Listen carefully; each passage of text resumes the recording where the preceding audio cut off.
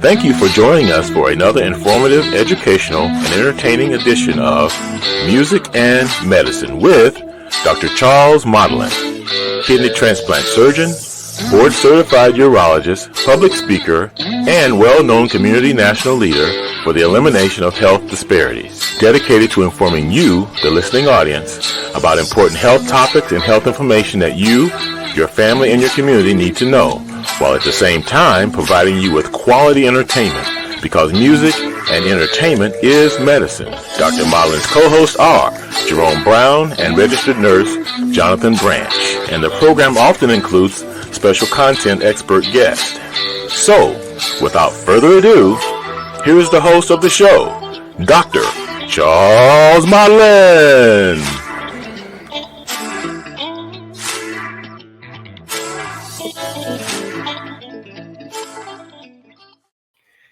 Hello again to all of you out in the viewing audience. We really appreciate you tuning in to another rendition of Music and Medicine. That's Muzic and Medicine.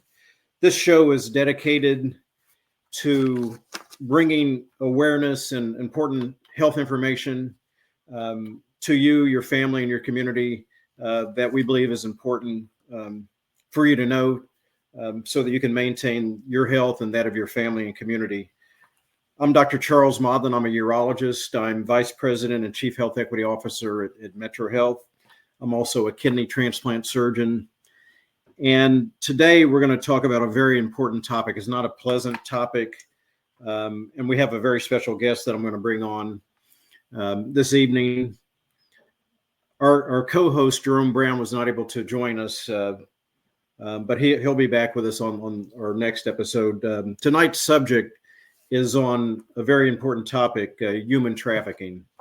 Again, it's not a pleasant subject to talk about. It's something that really has reached a crisis state across the nation, something that oftentimes people avoid talking about, but it's a very sensitive subject. It can affect all individuals, regardless of your race, age, gender, ethnicity.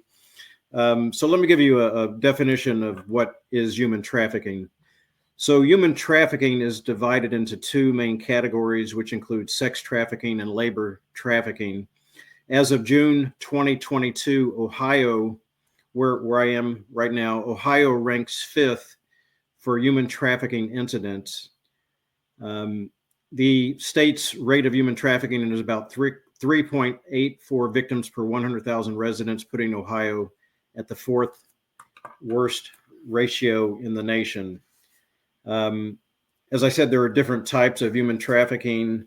There's sex trafficking, labor trafficking, and we're going to get into a lot of this this evening, how to recognize potentially the signs of somebody who is being trafficked, how to recognize the signs of somebody who's doing the trafficking.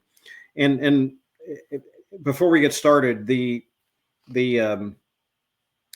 police, the FBI, their recommendations are that if you have suspicion that somebody is being sex trafficked or somebody is doing the sex trafficking, do not approach them yourself. Call the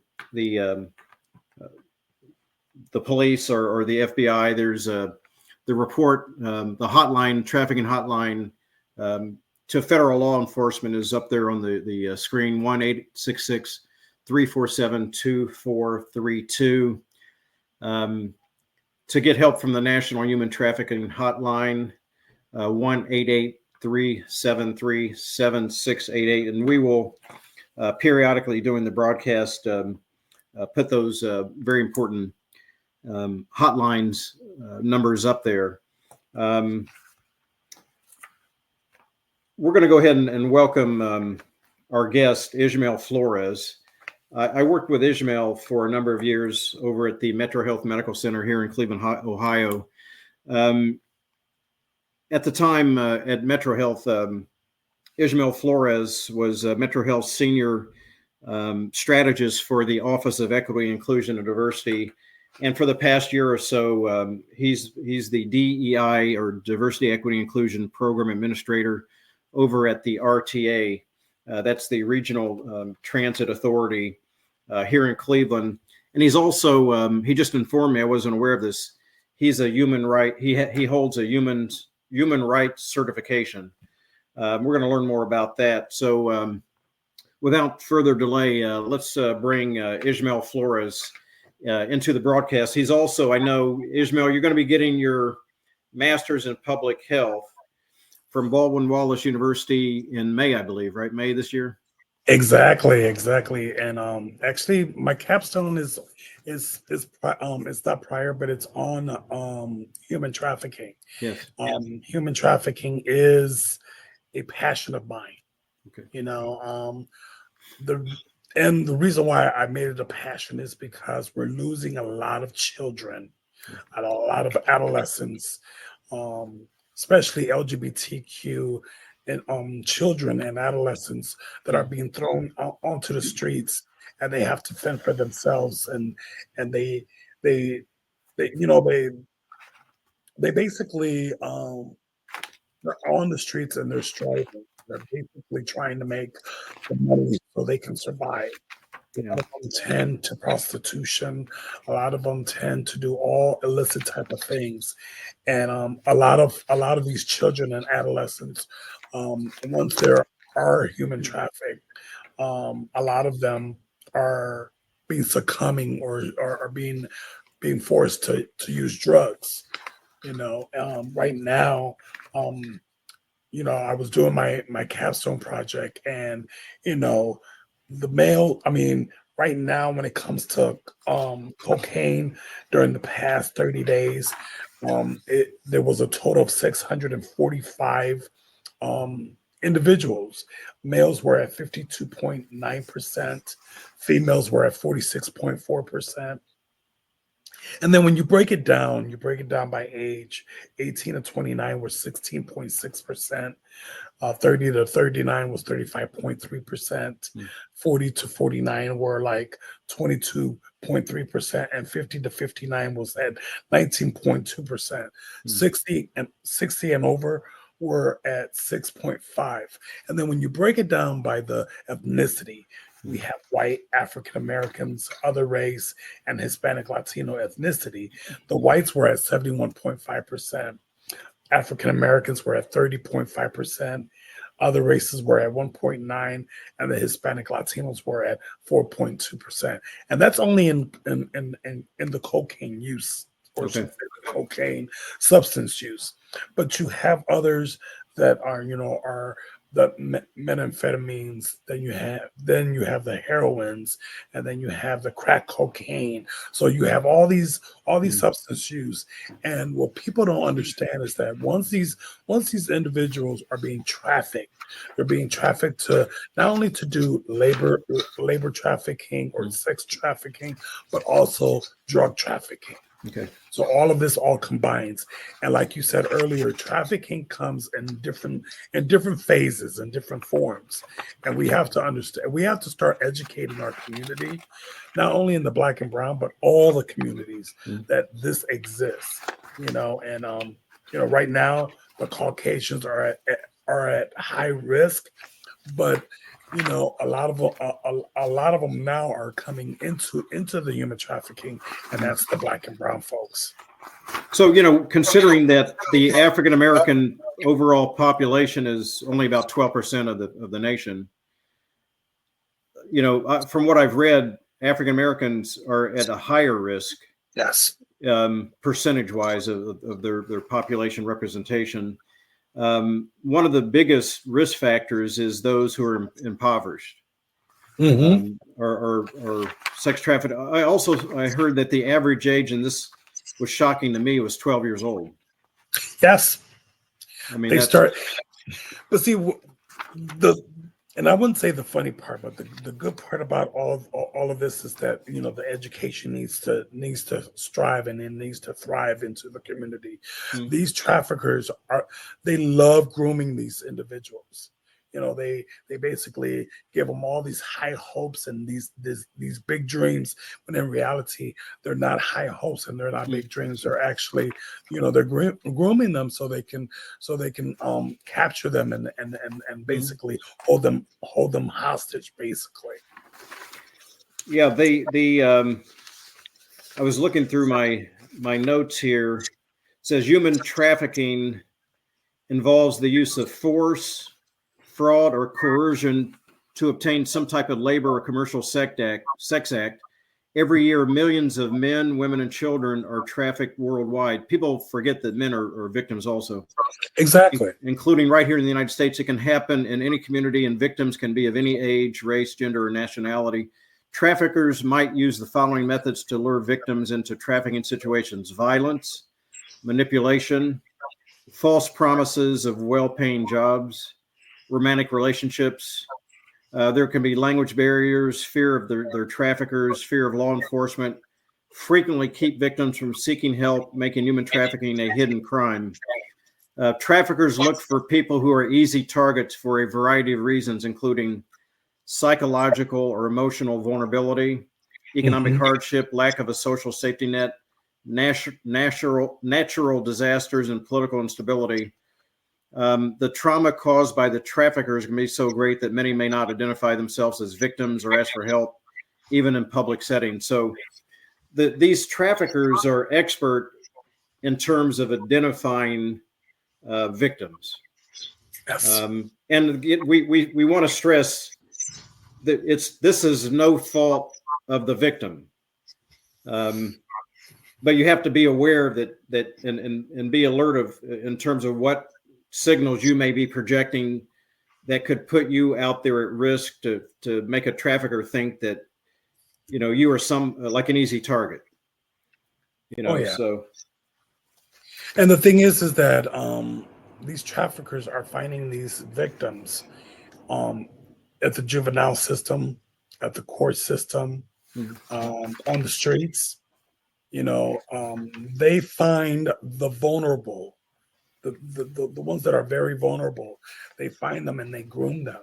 And I know in my notes here, I'm going to share with you. It says human trafficking involves individuals who are illegally transported from place to place, and they are often forced into labor and exploited sexually. These victims are often moved within a country, or they are brought from another country. They are being tricked, convinced, and coerced into something that they think is legitimate, like employment, when in fact it is human trafficking. Traffickers are oftentimes, like I said, grooming these victims and taking advantage of them. And they take advantage of natural disasters where they can offer them a home and some food. But what these victims do not know is that they are being trapped in a coercive working situation. So we need to, in this capstone project that I'm conducting, I want to make sure that, there's plenty of prevention and education done. We need to start educating not only in the school systems, but in the emergency rooms, to doctors, nurses, social workers. We have to continue on this journey of implementing this education prevention. Well, here's the other thing.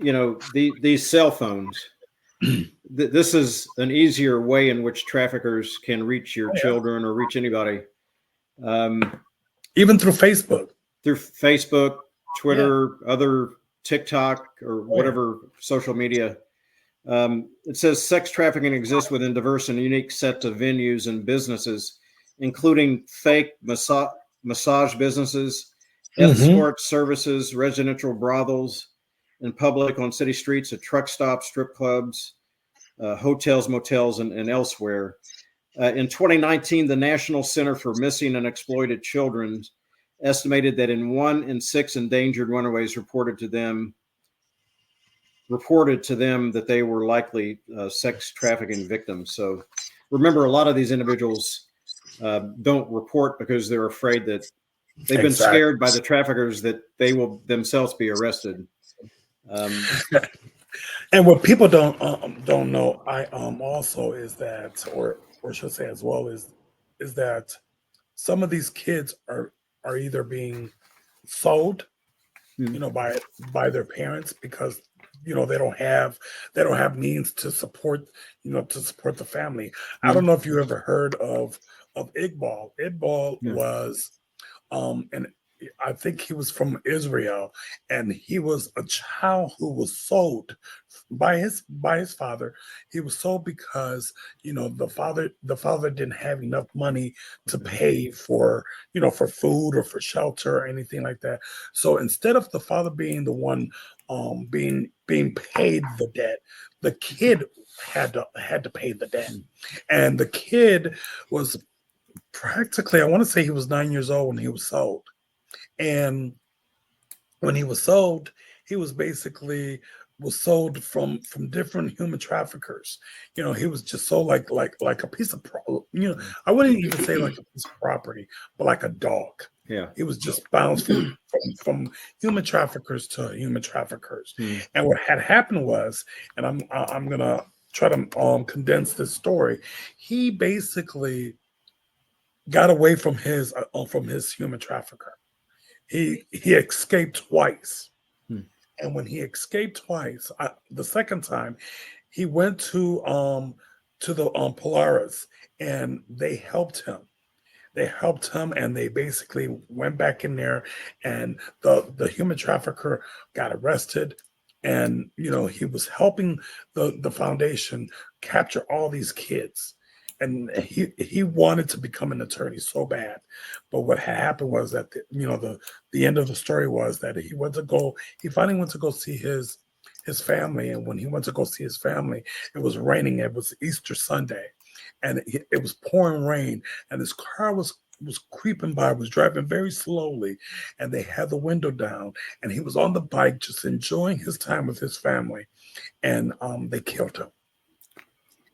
So it's this, to me, is a passion to me, because our children are our future, and we have to protect them. And what he did was a I wouldn't say a violent thing. What he did was an adventurous thing for him, because he wanted to save all these children. And you have to read the book. The book is really good. No, what's the name of the book again? It's called Iqbal. IQBAL. IQBAL. Okay. So I wanted to read some statistics here. What are the top 5 states for sex trafficking? California ranks number 1, Texas, Florida, Michigan, and Ohio. So in some rankings, Ohio is 4, and some it's 5. This is December 21st, 2022. In what city in Ohio has the highest human trafficking rate? Cincinnati and Scioto. I've never heard of Scioto. Columbus is one of the worst cities in the U.S. for human trafficking also. Why is Ohio known for human trafficking? They say it's because of both scattered rural and urban settlements. Which and also what's that? And also the freeways. Yeah, the freeways. So Toledo is one of the most violent cities for human trafficking. So not everybody in the audience is going to know about the highway system here in Ohio. So you have Interstate 80, which that goes from basically East Coast to I forget how far west it goes. You have Interstate 90. It goes, through Pittsburgh, Youngstown, Cleveland, close to Detroit, Chicago, Gary, Indiana. Then also you have highways leading south, Interstate 75 in Ohio. Houston, the city that has the most human trafficking is Houston, Texas. Houston, Texas. It is actually, and again, this is not a political statement or anything. The incidence of human trafficking is in the United States is skyrocketing due to the rapid rise in immigration over the past 3 years. Open border, again, I'm not getting political or anything like that, but the cartels in Mexico have taken advantage of the situation. There are people waiting here on this side of the border who are traffickers. So, it's an escalating problem. And again, anybody of any age is at risk. adults, men, women, children. What else? Where does the United States rank in sex trafficking? Number one in the world. You know, You said what again? The United States. Yes. Yes. California's consistently had the highest number of human trafficking cases. Houston, Texas, we said, is the number one city in the United States. The states with the actually, Nevada's number 7. You would think with Las Vegas that would even rank higher.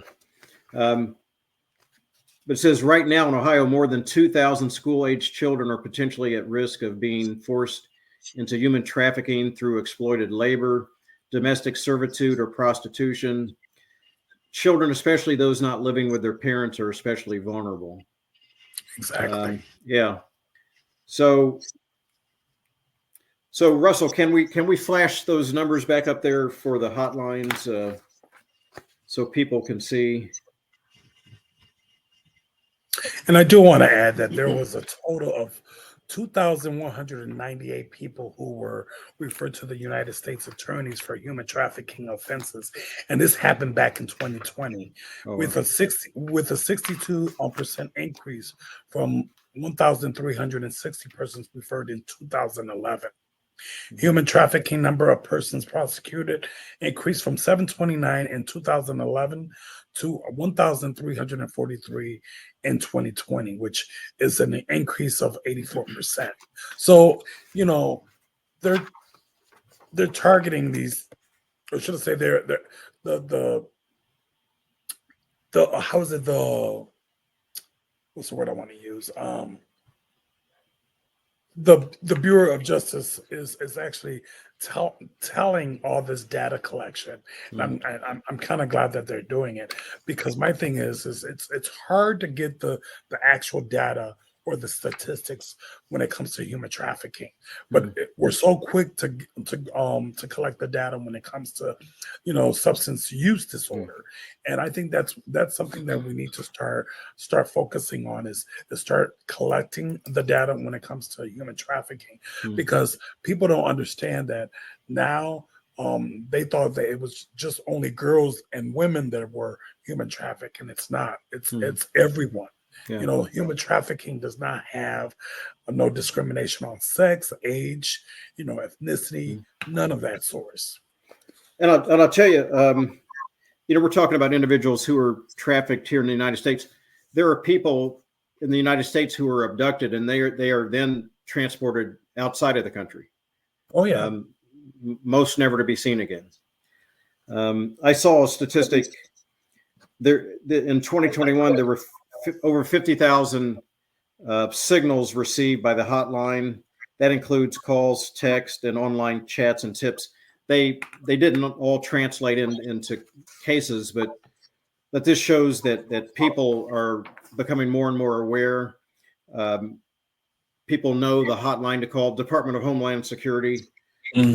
Also, you can just pick up 911. But again, don't approach a trafficker or yourself. You can call the police and let the authorities take care of that situation.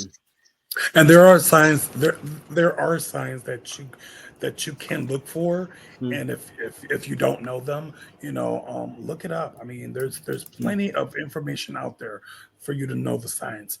A lot of these individuals that are being human trafficked, and I'm going to say a lot of them, are suffering from mental health. Yeah. They're, you know, some of them have tried to commit suicide. Some of them have killed themselves. So, you know, we have to know the signs, and you know, and basically, if you see something that it's not you know, at a correct method or correct station, please report it. You know. Yeah. So I saw. So here's human trafficking indicators. And these are not necessarily the only potential indicators. If you see where there are multiple people in a cramped space, if individuals lack the ability to speak to individuals alone. Their answers appear to be scripted and rehearsed, or the employer is holding their identity documents. I mean, those are some red flags. It's estimated that between 15,000 and 50,000 women and children are forced into sexual slavery in the United States, and that's every year. And like you pointed out, the total number varies widely, and it's very hard and difficult to research. So it says, why is human trafficking getting worse? It's a horrible industry that evolves just as quickly as the rest of the world, with new technologies consistently being introduced and methods of communication and networking becoming simplified. It's easier for these traffickers to get to their subjects, their victims. So, and the traffickers can communicate with one another and evade law enforcement. So have you ever heard of the Romeo tactic? No, never have. What is that? It's called the Romeo pimp tactic. And the technique or the method that they use is called that. And this tactic, it manipulates and nurtures the relationship with their victims, where they manipulate their victims into believing that they are having a romantic relationship. Mm-hmm. And they do this by providing them with gifts, taking them out to eat, and spoiling them. The other one is called the gorilla pimp. And this is where they use violence to gain control of these victims. The victims will start what they are being told, and they will submit to these traffickers. And the reason why they do this is because they feel that there is no way out, or they have to pay off a debt until the debt is finished. And what they fail to realize is that their debt is never finished. Yeah. Mm-hmm. Yeah. So again, I just wanted to highlight, this can happen to any adults, men, women, children of any race, ethnicity. Who gets sex trafficked the most? We mentioned this before. What's the average age of sex trafficking victims? 12 years old. Yes. Children account for half of the victims of human trafficking. In fact, the average age of a young person that becomes involved in sex trafficking is 12 years old. So it says, traffickers create a sense of fear in their victims through threats. If she or he leaves, the tactic often has a fear of violence or harm against the victim attached to it. So therefore, the victim often stays, even if the trafficker is not around, because they don't, they think they're going to be tracked down. Their families have been threatened as well, that kind of thing. Women constitute about twice the percentage of identified trafficking victims as men, 42% versus 23%. The percentage of trafficking victims who are boys and girls is almost identical. See, again, yes. People forget about the fact that boys are trafficked. Exactly. Yeah. So, there is a trafficking method that they do, and it starts with the assessment and the recruitment. Then it starts the grooming, the breaking, and then the maintenance and the automatic. Okay. It's like a revolving door. It continues, and that's what they do. They seek out the least vulnerable. Mm-hmm. So people need to know. In the United States, the Trafficking Victims Protection Act of 2000, TVPA, it was amended by the Justice for Victims of Trafficking Act of 2015, defined sex trafficking as recruiting, harboring, transporting, providing, obtaining, patronizing, or soliciting of an individual through the means of force, fraud, or coercion for the purpose of commercial sex. However, it is not necessary to demonstrate force, fraud, or coercion in sex trafficking cases involving children under the age of 14, under the age of 18. Under the age of 18. So somebody may be involved in some of these actions and not realize that they themselves would be accountable. For instance, if they're transporting some of these victims, and that's why if they are suspicious that somebody getting into their bus, their cab, or whatever, they need to take responsibility to make that phone call, because they actually could be considered liable and guilty, in the eyes of the law. Yeah. So. And again, Dr. Mullen, that goes back to the prevention education, where everyone should be educated on this piece, so they can know the science, so they can know the correct mechanism, or the correct methods, and actually reporting these cases. A lot of these patients, or should I say, a lot of these victims are not. They have a problem with trusting. Yeah. They don't trust people because their trust has been broken. And if they leave their trafficker, or should I say, once the victim is safe, it's hard for them to get adjusted, because the only thing they know is being human trafficked. So we have to continue this education. And to your point, it says who additionally, we mentioned who is affected. But speaking of forced labor, which is another form of human trafficking, who is affected? Traffickers who exploit people for forced labor do not discriminate. Neither do employers. Yes. Victims can be of any age, race, religion, religious affiliation, gender identity, nationality. They may come from any socioeconomic group. Certain risk factors, however, make certain individuals more vulnerable to forced labor than others. These include unstable immigration status, language barriers, poverty and lack of basic needs like food, shelter, safety, the psychological effects of a recent or past trauma, lack of social support systems like friends, family, and community, physical or developmental disorders. I've heard on the news over the past 3 years or so, with this border crisis situation, I've heard various numbers: 80,000 to 150,000 minors have come into the country unaccompanied, and the U.S. federal government doesn't know where they are. So, I mean, that is shocking, and that is striking. We have to take this more seriously. The occupations, it says domestic labor trafficking by sector, domestic labor trafficking sector, domestic work, 19% of them are forced into domestic work.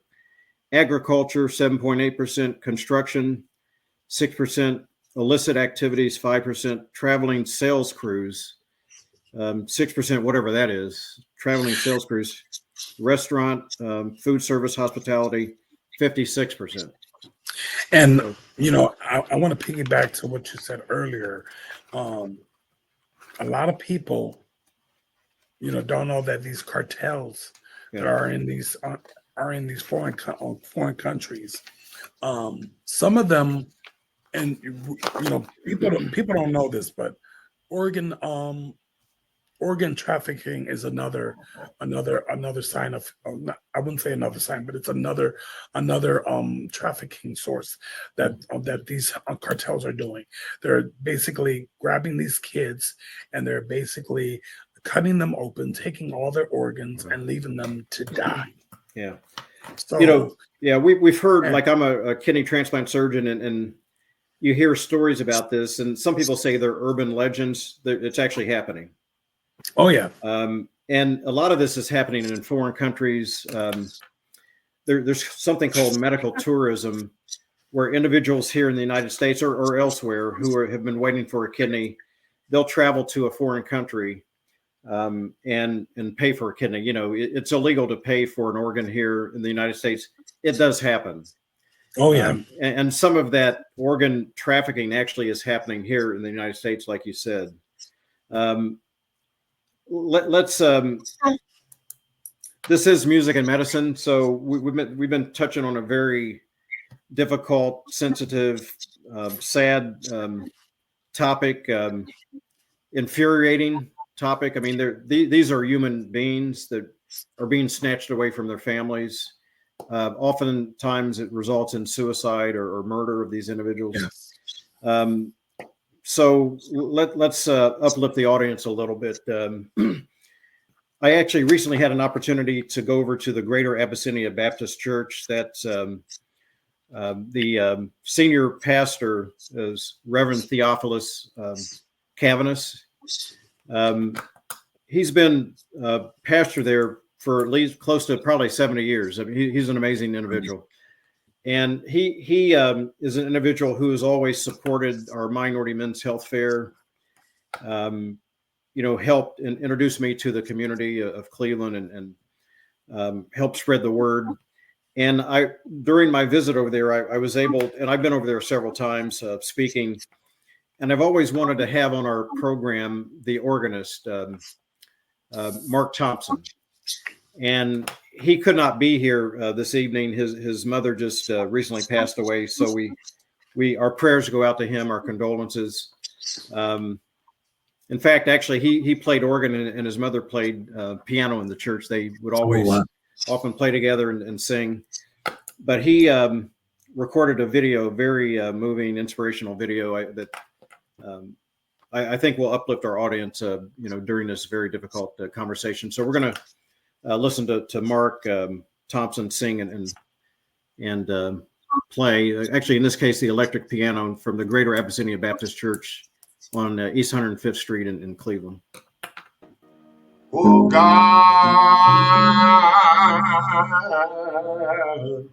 my Father,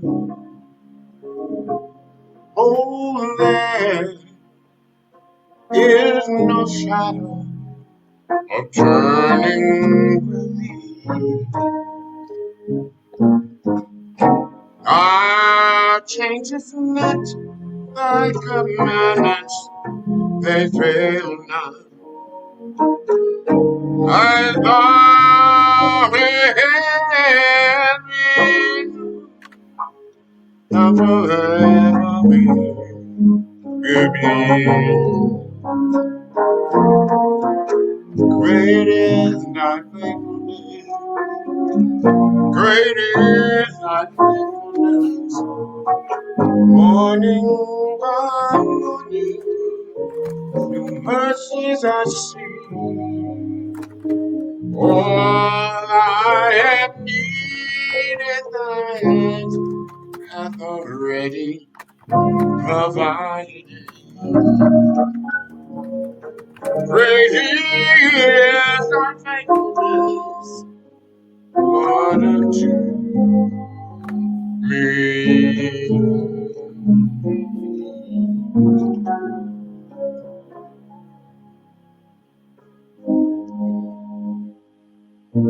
Why should I be discouraged? And why should the shadows fall? Why should my heart feel lonely and long for my heaven and home? When Jesus is right beside, a conscience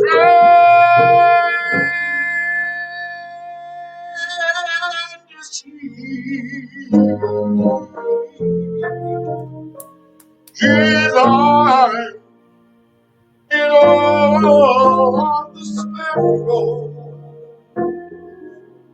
and I know You're watching me.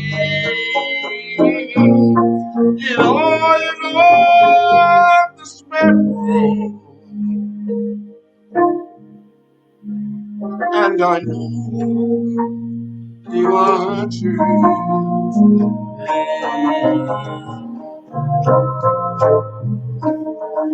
I sing because I'm happy. I sing because I'm free.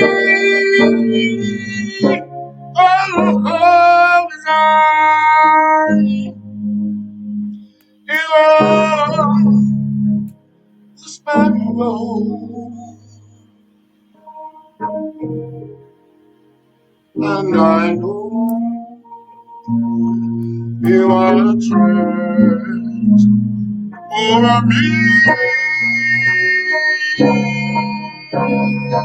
for me.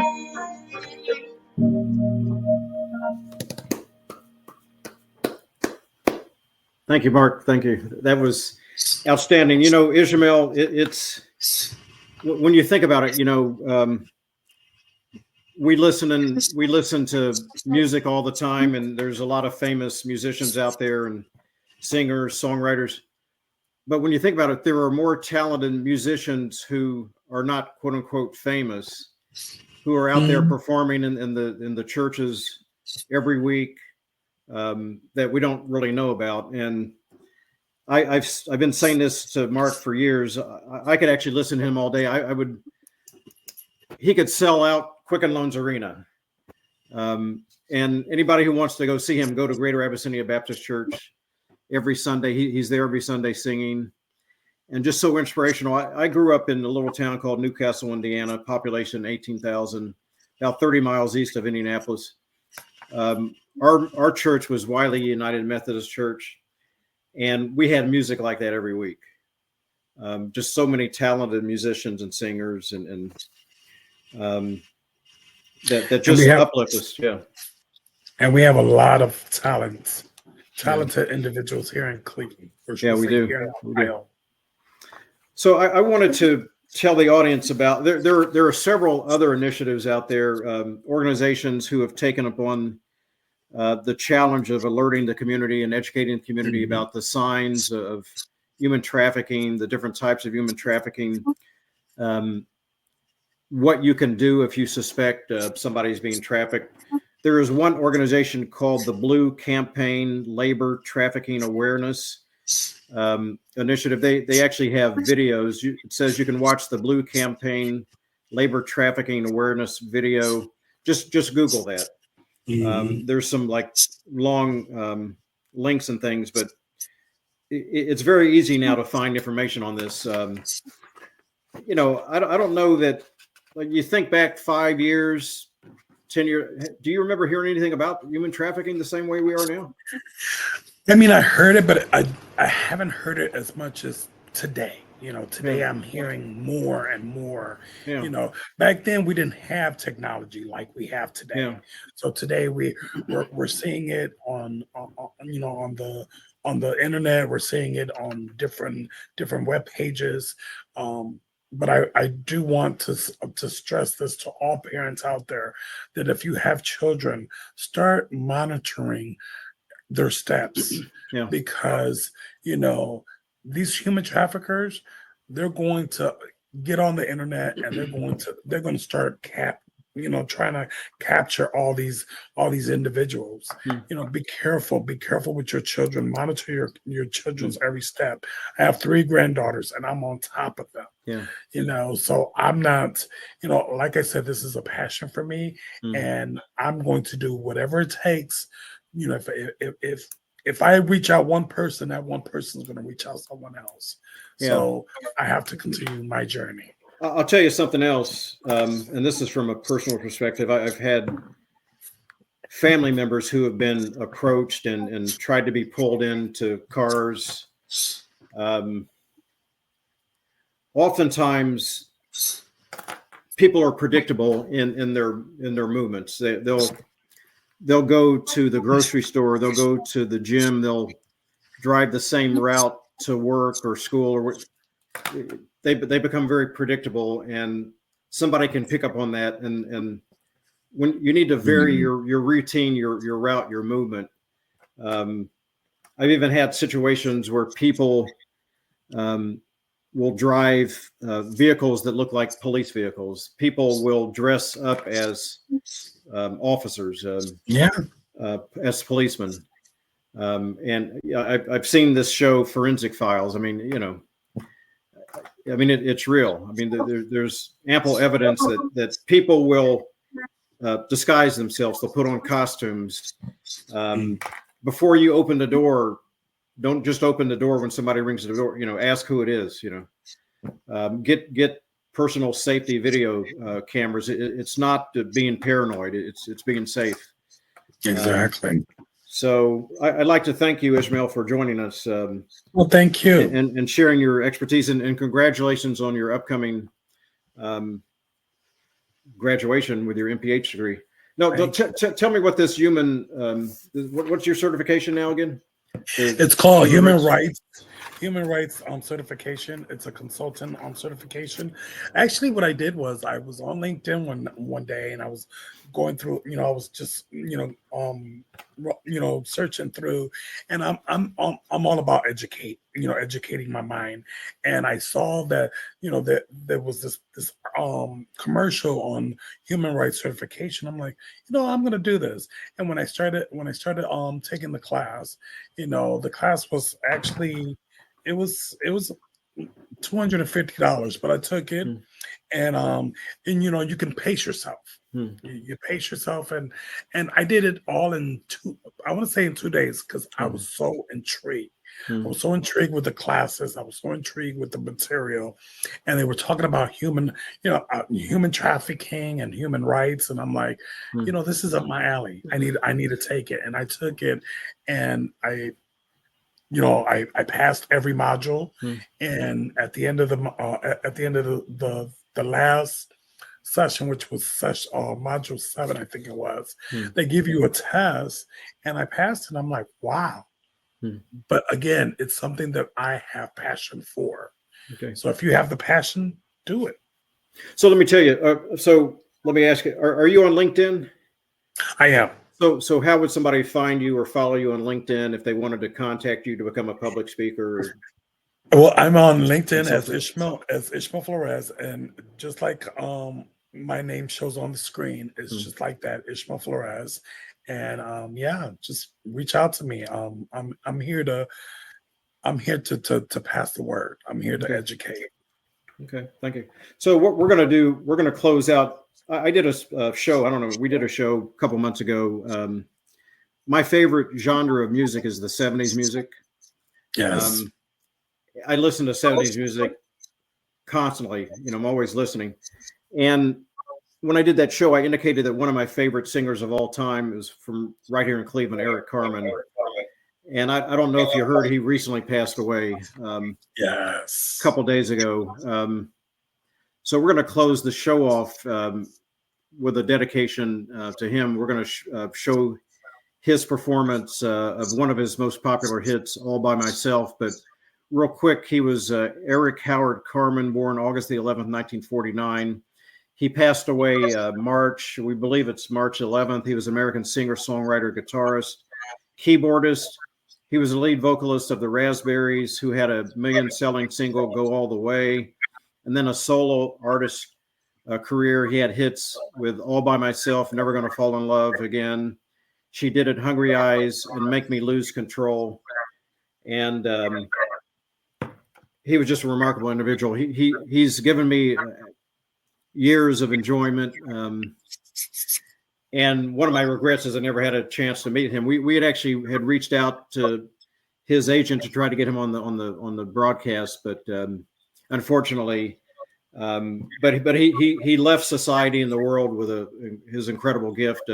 His music will last forever. So I wanted to I want to say thank you, Eric Carmen, for years of enjoyment you provided not only me but the world. So thank you, Ismael. Thank you, Russell Johnson, for producing this show. And everybody, please tune in, spread the word about this platform, Music and Medicine, and stay tuned for future shows also. Remember the Metro Health Minority Men's Health Fair, the Metro Health Men's Health Fair, Saturday, April the 27th, between the hours of 4 p.m., between the hours of 11 a.m. and 4 p.m.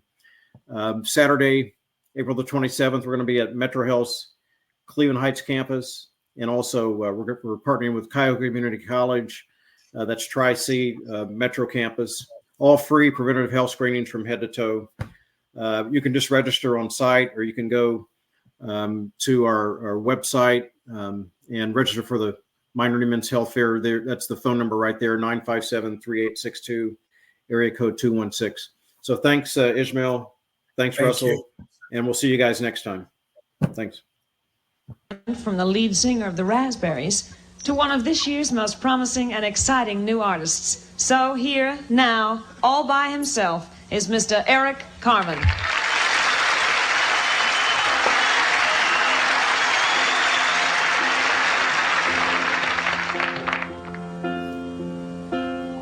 When I was young, I never needed anyone, and making love was just for fun. Those days are gone.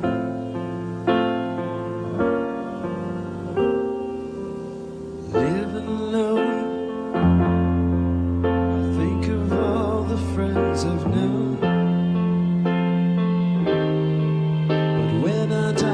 Telephone, nobody's home.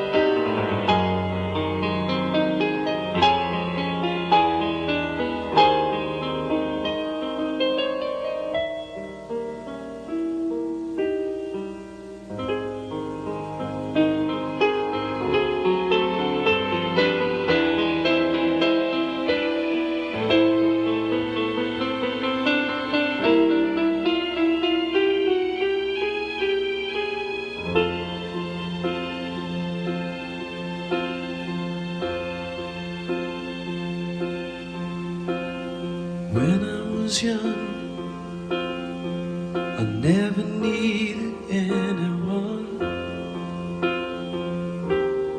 and making love was just for fun. Those days are gone.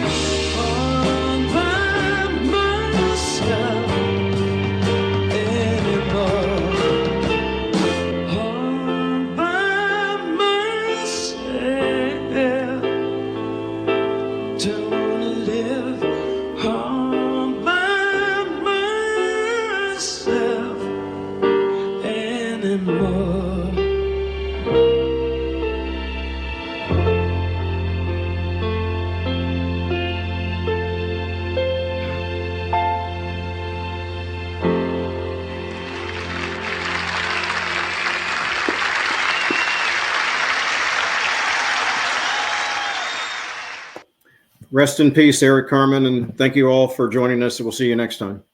Thank you.